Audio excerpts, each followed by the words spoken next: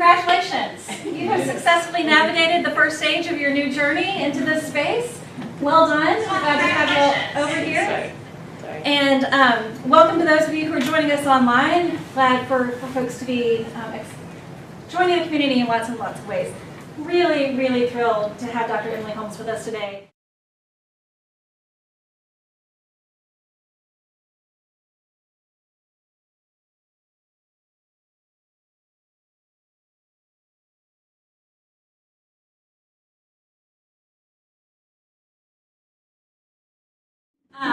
And climate change was one of those, and I said, who should we talk to? First name. And so really, really thrilled that she's here to offer us some insight and a way of approaching these, well, particularly climate change again, but throughout this series for the next several weeks, we'll be inviting local scholars and experts to help us kind of get our, maybe not even our arms around some of these topics because they're just so big, but to ground us in some facts and some information and to offer us a path and a glimpse of how we might put the pieces together. It's the season of Easter, and it's the season in which we believe impossible things and look for hope in the midst of challenging days. So with that in mind, I just give thanks for your presence and being here today, and we're so delighted. So thank you. Thank you all for being here. Thanks for the invitation.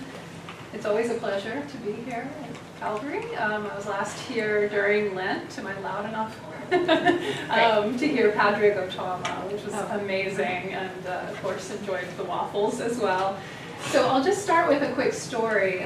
Last summer, my family and I took a road trip. We drove all the way from Memphis up to Canada, through New England, and part of our journey took us from Lake George, New York, where we were at a family reunion, and then driving across Vermont and New Hampshire to get to Maine. And in Vermont, it started raining, and rained, and rained, and rained. And we were on this beautiful state on unfamiliar roads, and our phones started buzzing with emergency alerts. We started driving through standing water. I'm looking at the GPS, and there are road closures. We don't know how to find our path anymore. We're taking side roads. People had put up handmade signs saying, bridge is washed out, turned around. We were really scared. At one point we were following behind a Cabot cheese delivery truck, and I thought, as long as we're here, they'll know where to go. We'll be okay. Right, follow the cheese. And of course, eventually we made it through, but it was really frightening. And this is what they're now calling the Great Vermont Flood of July 2023. So it is a named weather event. They got 9 inches of rain in 48 hours, and we were in the middle of that. A week later, we made it to Quebec City. We were in the old city looking out over the St. Lawrence River. Beautiful view if you've been there, except it was covered with haze. You might remember the wildfires in Canada last summer that the haze, the smoke went all the way down to New York City, Washington, D.C. one day. By this point in July, the worst had passed, but there was still a haze over the St. Lawrence River. So we're already experiencing the effects of climate change. I'm sure you also have your own stories of crazy weather from the past few years. It seems to be happening more and more often. I'm getting tired of hearing the word unprecedented to refer to wildfires, right, and hurricanes and tornadoes and droughts and so on.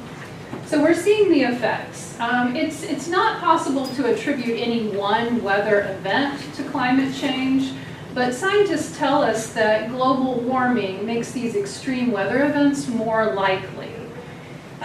This used to feel like, I'm calling on people for a minute, it's great. They'll do this for That's fine, that's totally fine. Yeah, there's a couple seats back there. It used to feel like a future problem. Like, late for school. When I first heard about global warming, maybe 35 years ago, I thought, oh, that's really concerning, but that's a problem for the future, right? I'm not going to worry about that right now. But the future's here. We're living it now. And especially, I think to me, in the past 60 years, the threat has become more real. It's started to feel more immediate. And as we begin to perceive it in a new way, that brings us a lot of feelings. Anxiety, what will the future hold for my children, right? What kind of world are they going to live in? Grief, what places, what people will we lose in the years ahead? I think about my beloved New Orleans, where I went to school in Tulane. What's going to become of southern Louisiana in the years ahead? Anger. How could they let it get to this point, right? How did this happen? Why didn't they fix it? And then, of course, despair. Is it too late? Is it too late to fix? I want to tell you today that it's not too late. It's not too late. But we do need to find ways to confront the issues, work through our feelings, our sadness, our grief, our despair, in order to make a different future possible. So what I thought I'd do today, we'll just review some of the basic facts about climate change, just to kind of make sure we all understand it. And then we'll talk about some religious responses that can help keep us grounded in the years ahead. We're going to need collective action and resilient communities, and I happen to think that churches are ideal places to do that kind of work. So some of the facts. Catherine Hayhoe is a climate scientist. She's also an evangelical Christian, and for her, these are the basic facts. Climate change is real, humans are responsible, the impacts are serious, and we need to act now. So what is climate change exactly? It's also called global warming, global weather weirding, planetary ecosystem shift, climate chaos, climate crisis. I think that idea of climate crisis really captures the human element, the human impact. This is not just a nature problem, this is a people problem. So global warming refers to the dramatic rise in average global temperatures since the pre-industrial age. Of course, the world has, in its long history, has gone through different ice ages, different warming periods. But we're seeing a rise in temperatures across the board since records have been kept starting around 1850 that can't be explained by natural cycles. 2023, last year, when I was caught in all the crazy weather, that was the warmest weather on record since the records began 174 years ago. The 10 warmest years on record all occurred during the last decade. So just think about that for a minute, right? This rise in temperatures around the world leads to climate instability. And so what causes it? It's greenhouse gases. We know that it's the greenhouse gas emissions, greenhouse gases including carbon dioxide, nitrous oxide, methane, put into the atmosphere, which traps heat and affects the planet's ability to regulate the temperature. And I have a nice little graphic from the National Park Service that shows, I don't know if y'all can see it over here if I'm blocking, like what a healthy atmosphere looks like versus the greenhouse effect that we're living with now. Our atmosphere is like a cozy blanket that keeps the planet warm. It makes life possible on Earth because it traps some of the radiation, the heat, the light from the sun, and keeps it here, making life possible. So some greenhouse gases are necessary to keep the heat on Earth. But healthy atmosphere will release some of that. The heat will escape back into space. What we've done is added so much more CO2 to the atmosphere and methane and nitrous oxide that it's like the blanket's getting thicker. It won't release the excess heat. So it traps it and then it gets kind of re-radiated back and forth. So I'm not a climate scientist, obviously I'm a theologian, but this is just kind of the basic overview of the science. Okay, just make sure I've covered all this. Am I loud enough? You're great, okay, good. Okay, so look at the cause and effects. So it's true that Earth's climate has changed in our 4.5 billion year history. The last ice age ended about 12,000 years ago, and since then we've been living in what's called the Holocene epoch. So we are we're living in a period that was very conducive to life, a period of stability. But what we're seeing now is what they call anthropogenic, is the word, anthropogenic climate change, meaning it is caused by human activity as opposed to the natural cycles of the earth. So anthropogenic climate change, it's caused by extraction. Extraction refers to this general principle of taking things out of the earth without giving anything back. So what are we taking? Fossil fuels primarily. Coal, oil, gas, we burn them to meet our energy needs, we burn them for transportation. So taking fossil fuels out of the earth, burning them releases greenhouse gases into the atmosphere. Deforestation is another big cause of climate change. Cutting down trees in order, primarily for agriculture. People are planting palm trees for palm oil, soy, grazing livestock on the lands that were trees, and of course lumber. Intensive agriculture practices. This is kind of how I got into the issues initially, was looking at food and agriculture systems. So factory farming of livestock, even tillage, just turning over the soil to plant, releases some of that soil carbon, which is what makes the soil, rich and black. It releases that into the air. Food waste is a huge source of methane into the atmosphere. So all of these causes that are generally extractive in nature, taking from the earth, are contributing to anthropogenic, human-caused climate change. So what are the effects then? Well, it's getting hotter, increased heat, right? Heat waves, we feel it here in Memphis in the summer, heat waves in Europe, heat waves in the Pacific Northwest last summer. There was a lot of news about that. Drought in the Middle East, drought in East Africa. The soil dries out in the hotter temperatures, making it harder to grow food. Warming oceans.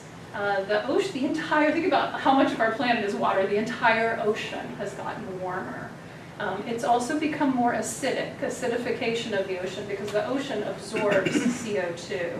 And that leads to things like coral reefs dying, coral reefs bleaching. Melting ice caps and ice sheets, which leads to sea level rise. And sea level rise threatens low-lying communities.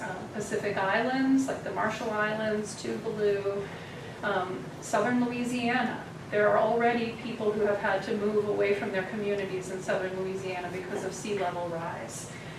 Coastal cities, over 4 million people live on low-lying coastal cities in the world. And in the next 100 years, they're going to have to go someplace else. So we're going to see more climate refugees. Loss of habitat, loss of biodiversity. This is where you see the threats to bird species, amphibians. They can't adapt. Evolution can't keep up with the changing climate.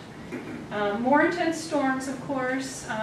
Some people say that Hurricane Katrina was made more intense by climate change. Typhoons, more rainfall.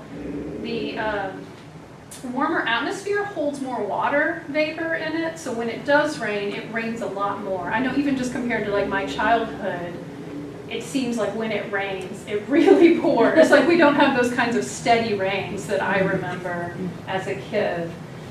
So that leads to flooding. Let's see. Yeah, and then of course increased wildfires. Trees are more likely to burn when they're dry and hot. Okay, so some of the effects. The science is really well established here. The hard thing to confront, I think, is that we are responsible. This is just from a story about rejoining the Paris Climate Agreement, that no other country has emitted more cumulative carbon dioxide into the atmosphere since the industrial era began than the United States. And even though US emissions are falling, the rate of reduction is too slow to avoid catastrophic warming. So We did rejoin the Paris Climate Agreement. President Biden rejoined after it was originally agreed on in 2015. This is a legally binding international treaty. It was signed by, I lost my pages here, signed by 196 countries, I believe. Yeah, 196 parties. And the goal is to limit global warming to 2 degrees Celsius and to try to keep it to 1.5 degrees Celsius above pre-industrial temperatures. We're at 1.3 Celsius now, so we've about 2 degrees Fahrenheit. We have raised the global temperature. And the goals of the Paris Climate Agreement, there's 3 parts. The first is mitigation, to limit emissions as much as possible. The second is resilience, to adapt to a new world with different climate conditions. And the third part is for wealthy countries to help finance programs for developing countries to develop clean energy so that they can benefit from sustainable development in the ways that we've benefited from our development to raise our standard of living in the past 150 years. Hi, come on in. Hello. So one of the goals there in limiting the temperature, global temperature rise to 1.5 to 2 degrees Celsius is to avoid tipping points. Has anybody heard of tipping points? Yep. You have, yeah. So tipping points in a system are thresholds that if we cross them, then we're moving into irreversible change because it creates a positive feedback loop.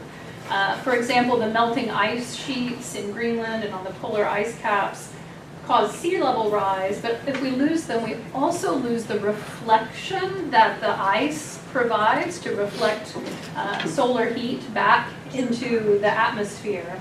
So it increases the rate of warming. Another example of tipping point is melting permafrost. If the temperature rises to the point that permafrost melts in like the Arctic tundra area, there's methane gas that's trapped in that permafrost, and then that's released into the atmosphere, which creates even more warming, so you get a positive feedback loop there.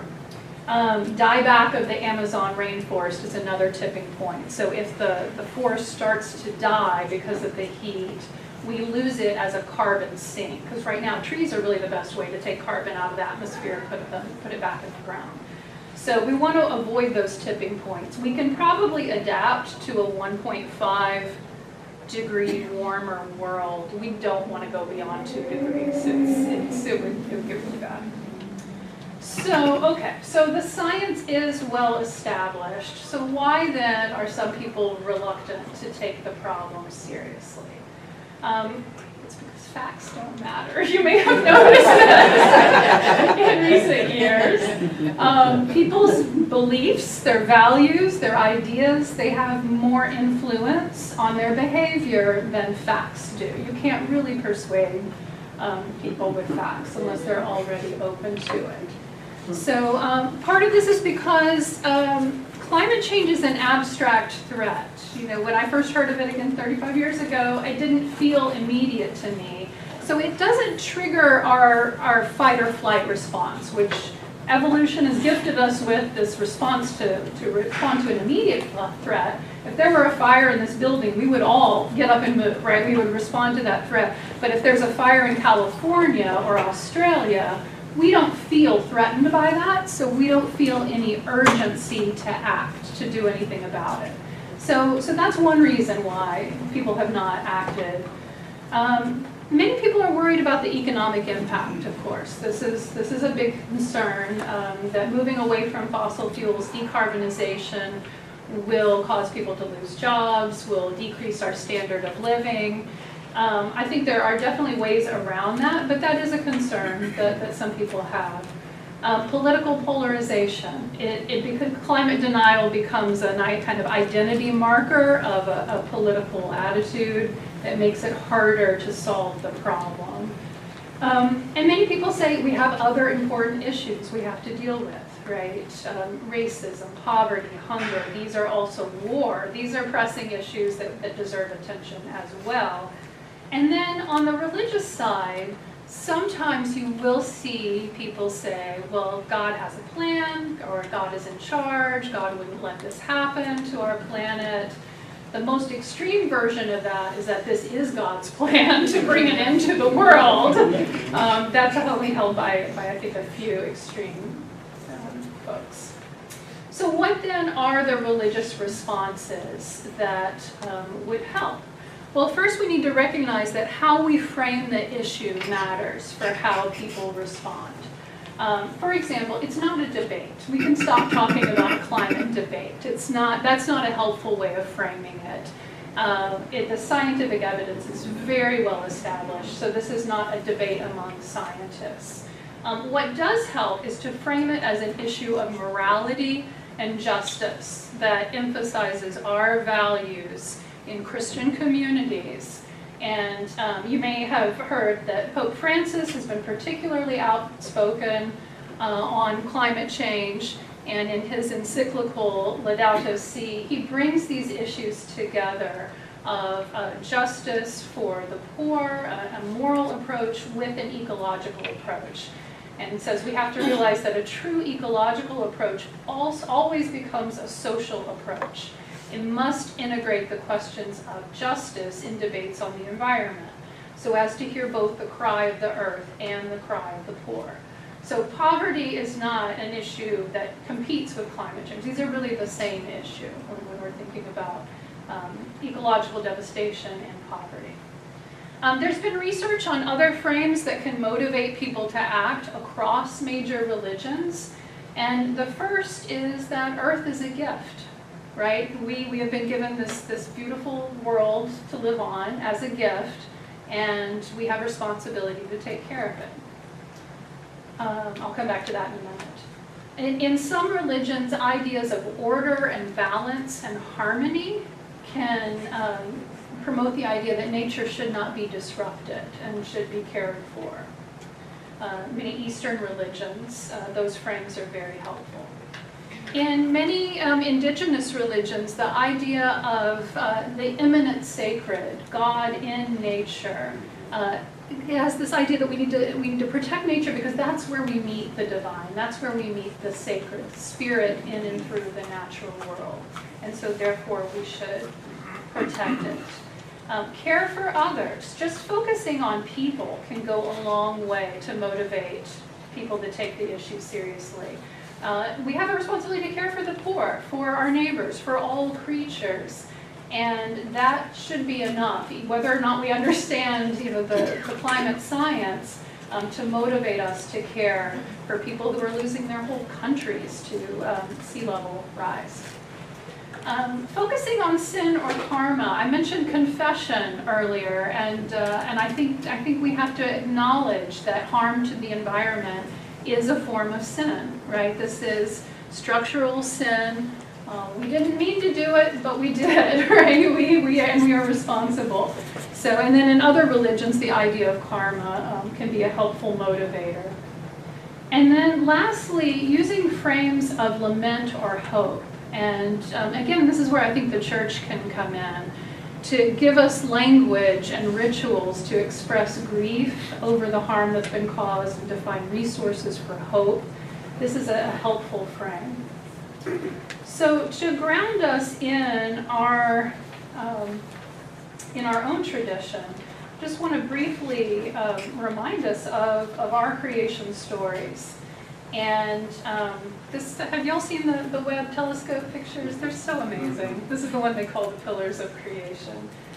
And I put an asterisk here just to note that when I talk about the earth as God's creation, I'm not endorsing creationism, right? It doesn't oppose the idea of creation to science. We can talk about this more, but all the mainline Protestant traditions, Catholic, Orthodox, would not see our creation stories from the Bible as incompatible with the scientific theories of the Big Bang, of evolution. So to embrace these stories doesn't mean that we're rejecting science either, and we can talk about that more.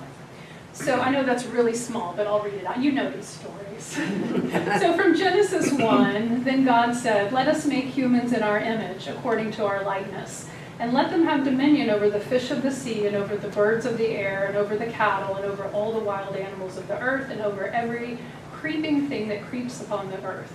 So God created humans in his image. In the image of God, he created them.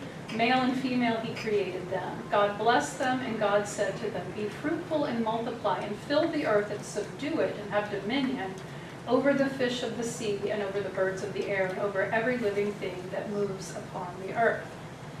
Now, some people have blamed this creation story and this idea of dominion and subduing the earth in particular for our environmental crisis, including climate change. And they're not entirely wrong in blaming it, in my view. But I think we also have to read this creation story of Genesis 1 in light of Genesis 2. And so I pulled some excerpts here. "In the day that the Lord God made the earth and the heavens, when no plant of the field was yet in the earth, and no vegetation of the field had yet sprung up, for the Lord God had not caused it to rain upon the earth, and there was no one to till the ground. Then the Lord God formed man from the dust of the ground, and breathed into his nostrils the breath of life, and the man became a living being. And the Lord God planted a garden in Eden in the east, and there he put the man whom he had formed. Out of the ground the Lord God made to grow every tree that is pleasant to the sight and good for food, the tree of life also in the midst of the garden, and the tree of the knowledge of good and evil. The Lord God took the man and put him in the garden of Eden to till and keep it." So in Genesis 2, the man is made out of the ground. Adam from Adamas, the Hebrew word. You could translate it as human from the humus of the soil, earthling from the earth. So we're deeply connected to this earth, to the soil. And the man's given the job of taking care of the garden, right? Of cultivating it and serving it. You can translate that to till and keep as to cultivate and to serve. So when we read these two stories together, I think we can see that dominion doesn't have to mean exploitation. It doesn't have to mean harming the earth. It can mean stewardship, which is how many people translate it today. Taking care of the earth as God would have us do, that is, in God's image. So we're given a profound responsibility in both of these creation stories to use our human unique abilities to take care of God's good creation. One last verse from the Psalms. "The earth is the Lord's, and all that is in it, the world and those who live in it." The farmer poet Wendell Berry writes that there's no justification for the permanent destruction of the world. "My belief is that the world and our life in it are conditional gifts. We have the world to live in and the use of it to live from, on the condition that we will take good care of it. And to take good care of it, we have to know it, and we have to know how to take care of it, and to know it and to be willing to take care of it, we have to love it." So I think it comes back to love of our planet, and love of other people, love of our neighbor, near and far. Okay, so what can we do? People say, what is the one thing? What's the one thing I can do? Well, there's no one thing, right? It's more like a commitment to the future than a single action. It's a kind of conversion, a way of thinking about the impact of our actions on the earth and making a commitment for the long haul. That said, there's a lot of good news. We have the technology. We have the technology to shift to renewable energy. Solar and wind technology has come a really long way. Just even in the last decade, the cost of solar has dropped by like 90%. So as electrification happens, as these technologies become more available, it will be easier to leave the fossil fuel era behind and get our energy from better sources. So we need to transition from fossil fuels to renewables as soon as possible. The age of fossil fuels is coming to an end. And is it going to be a kind of careful, managed decline, or is it that preserves people's jobs and retrains them for different opportunities, or is it going to happen suddenly? We are deciding that now through our policies, through legislation. If you have investments, divest from the fossil fuel industry. This is where a lot of the climate activism is focused right now, is getting banks to divest from fossil fuel companies. Because if they don't have the investments, the money, the resources, they can't keep doing what they're doing, right? They will be forced to contract. Electrify everything. Everything needs to move to electric rather than natural. All our appliances, our vehicles. If we can shift to electric, then we can get our electricity from solar and wind. With that, we need to increase our energy efficiency. LED light bulbs, things that are fairly simple that you're probably already doing are going to help increase energy efficiency. Regenerative agriculture, this is something I'm pretty passionate about. Ways of producing our food that give back to the earth, that improve the quality of the soil, rather than extraction.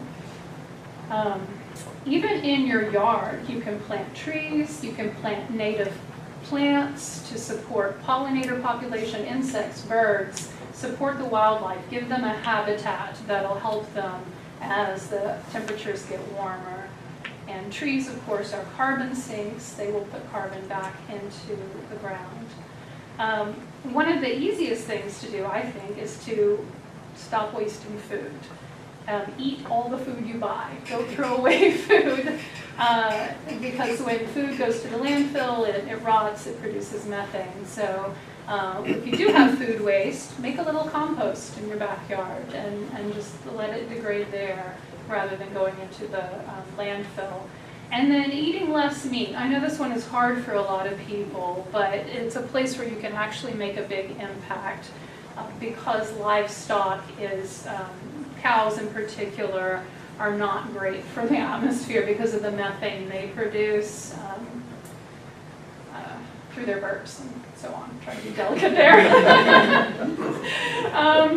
And then have more conversations with other people. Let's keep talking about it.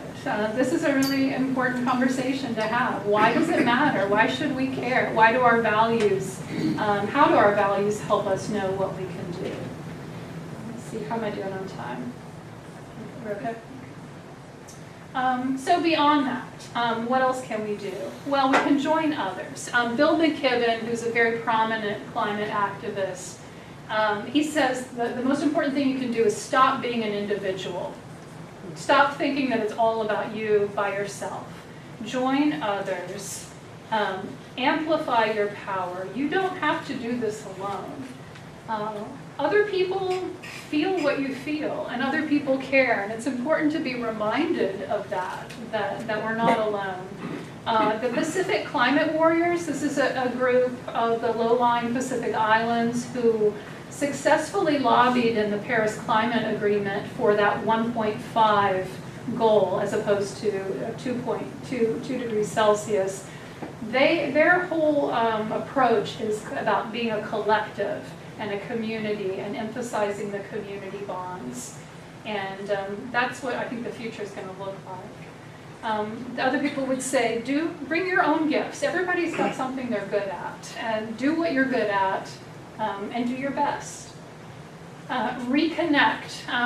I'm teaching, leading, directing a couple dissertations right now at the seminary, at Memphis Theological Seminary, and both of them are focused on helping pastors and parishioners deal with climate change. And their main goal is to get people to reconnect with nature, because we are isolated, we are alienated, and to remember why it matters, we need to fall in love again with the beauty of the natural world.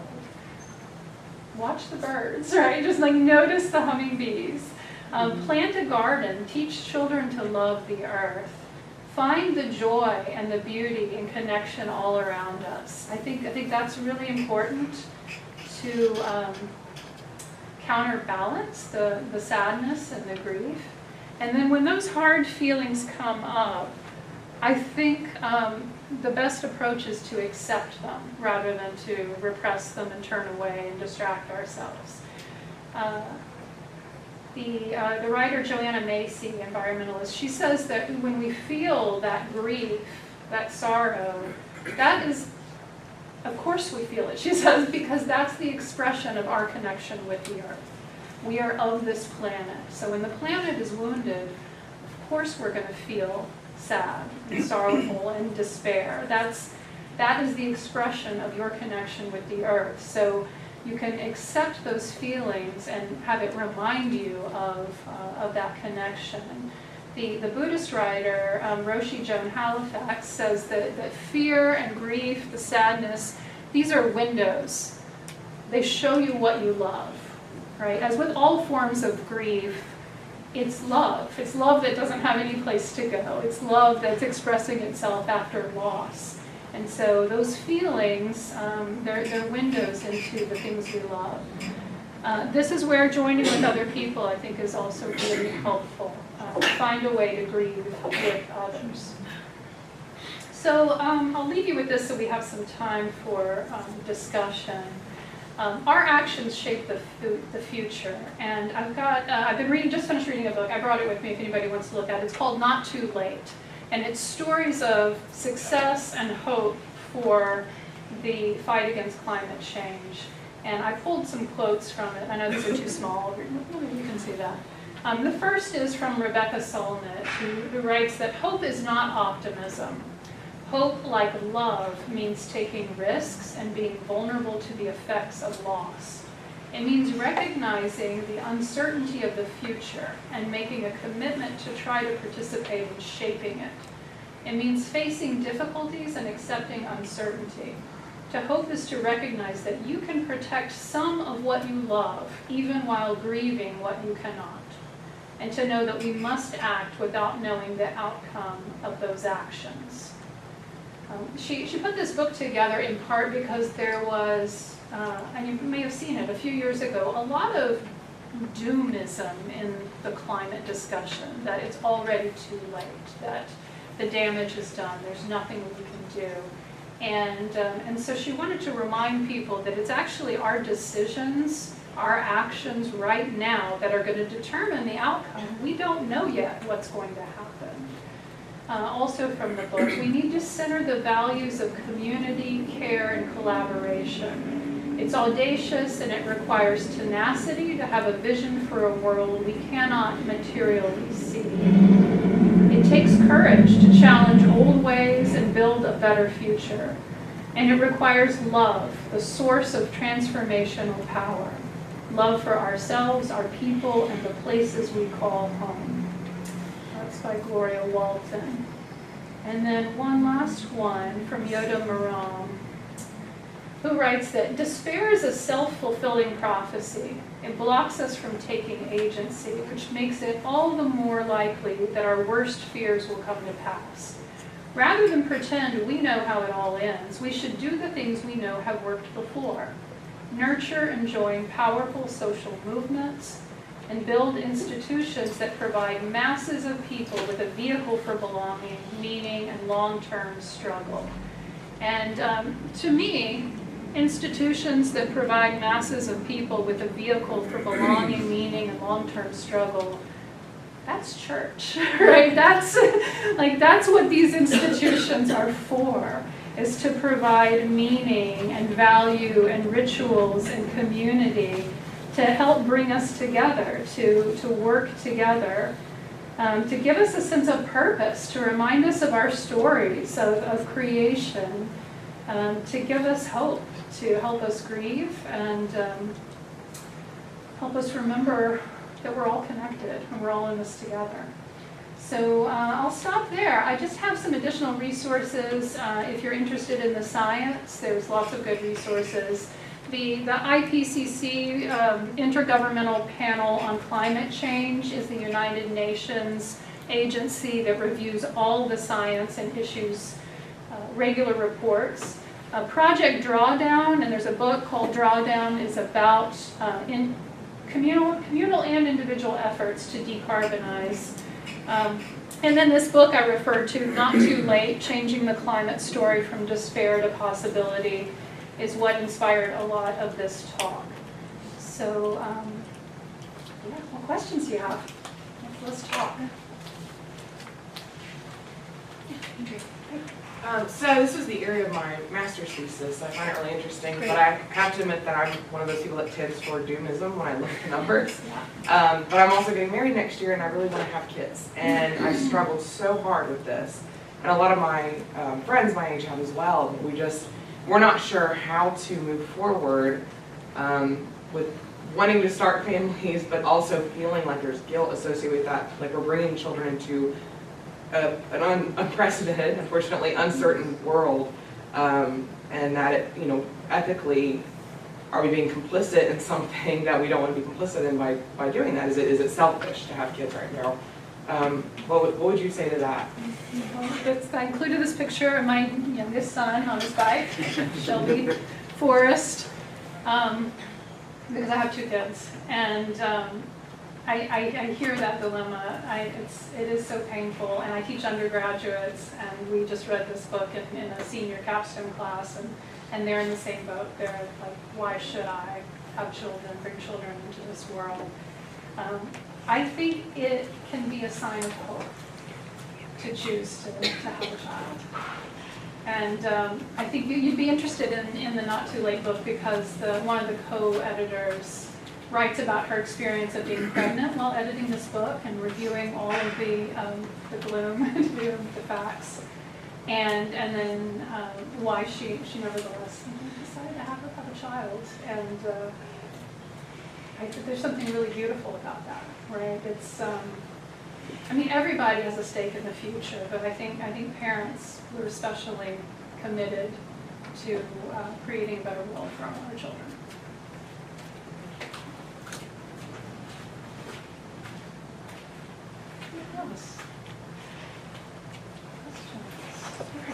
What effect does recycling have on all this?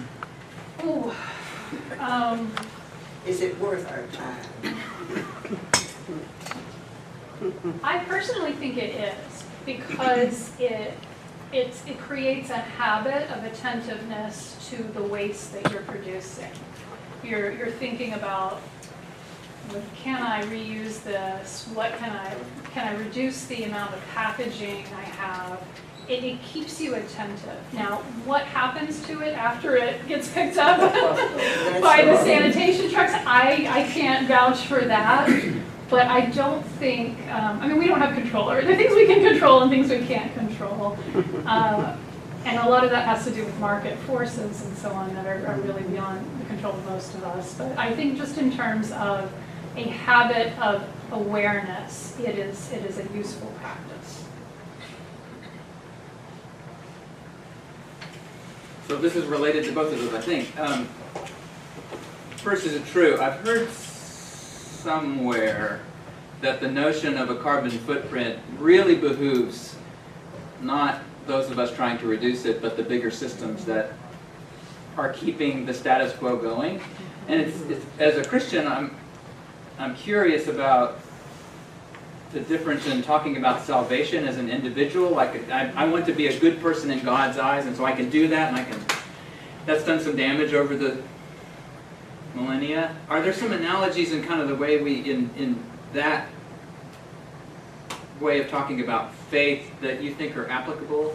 With that first thing I said, is that accurate to say that sometimes overemphasizing the personal can remove us from what's really going to have to change? And B, how should we see those personal actions that Andrea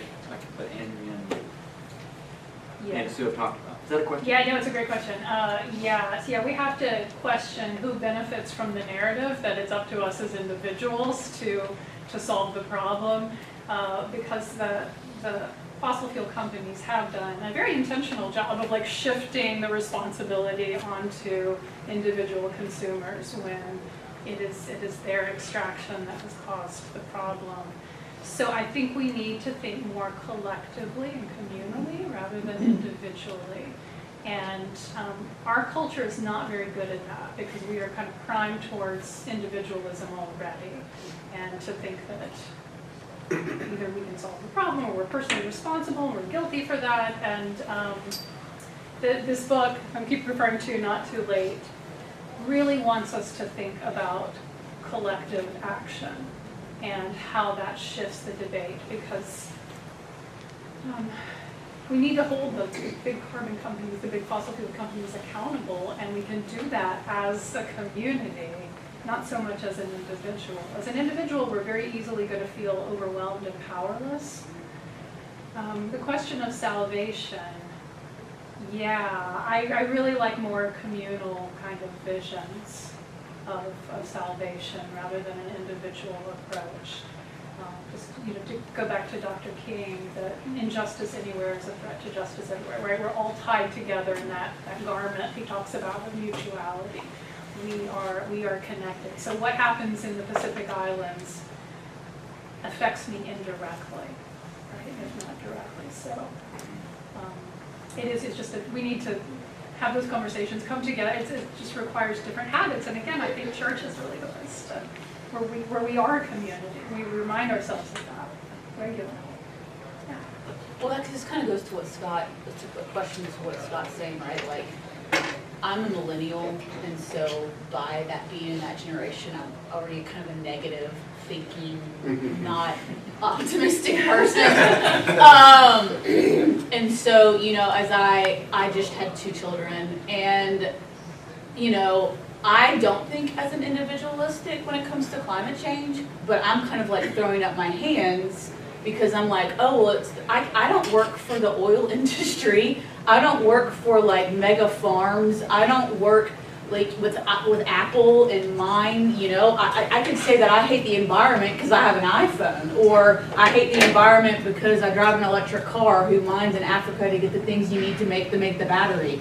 I mean, you say we need to have collective thinking, but like, I'm just Joe Schmo who works across the street and cares about car wrecks as an attorney. I don't work for these big companies those companies are the things that has to change. Like, if I compost, am I really helping climate change, like in the big picture? So how are we as individuals supposed to change the way we think to collectively, like you say, be collective? Yeah. To matter, right? I mean, I write my congressman and say, this stinks, like, do better. Yeah. But does that really matter? Yeah.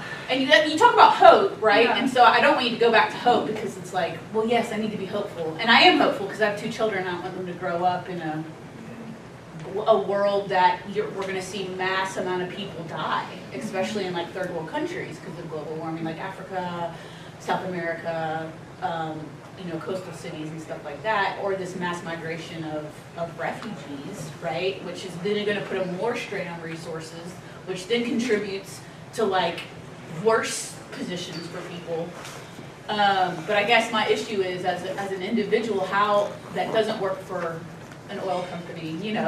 I can't divest. I don't have stocks. Like, how am I supposed to think? Like, what are the action items? I guess, other than thinking collectively. I mean, what does that mean? Mm-hmm. Well, it means something like this, like having conversations with other people and hearing each other and hearing what our concerns are and acknowledging that struggle, which is a real part of it. We don't work for those big companies, most of us, but our demand for their services does keep them in business. So that doesn't mean we are responsible, but it does mean that we have an influence through kind of the laws of supply and demand on their decisions. So, yeah, I mean, I don't have a great answer for you. I'm a cynical Gen Xer, but I hear this struggle, but I keep thinking that the best way forward is to keep talking to other people and remembering like that this matters, reminding ourselves of why it matters, and supporting each other in the decisions we make. Like just 4 years ago, we replaced the oven in our kitchen and put in another gas stove. And it didn't even occur to me, like it would today, after having learned all this in the past few years, that I should have gone for an electric, right? But so just like talking about these things more raises more awareness, and then it snowballs, right? There's kind of contagiousness in hope and positive actions, and individual actions add up when we support one another. We can vote. It strikes me that at the individual level, we have more power than we think. But we have to take the time to investigate candidates and see who they're funded by, who their PACs get money from. And this is not just with climate change, but I can think of 3 other major issues on the forefront right now that, could it be included in that? Whatever your personal, policies are that you're looking for. But climate is certainly one of them. And some of the people that are the most powerful in government are the people that receive the most money from fossil fuel type. Not just oil companies, but all kinds of people in the pipeline. And we can be more concerned about, one, voting, getting other people to vote, getting a broader representation of the community involved in local elections, much less national elections. I think our lack of concern for where the money comes, you follow the money, our lack of concern for where the money comes from and goes really says to people that we don't care. Yeah, I think voting political action is one of the best things we can do. And at the local level, you might have heard on the news that TVA is going to replace one of their coal-fired power plants, but with a natural gas plant, which is really not much better. And they want to put a pipeline across 6 counties in Tennessee.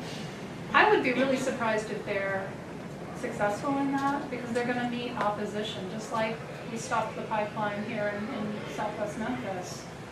There's going to be action, and that's a place where you can make a difference locally in the state.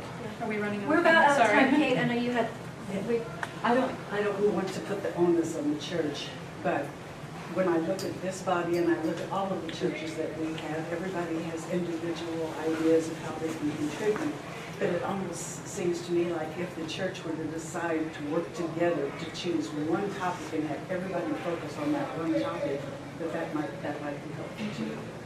Yeah, and you may have like a season of creation. Do y'all observe? We don't. You don't? Okay. Yeah. Some churches do. where they like amplify those efforts for, like 5 weeks and around that theme. So yeah, there are opportunities to kind of build power collectively.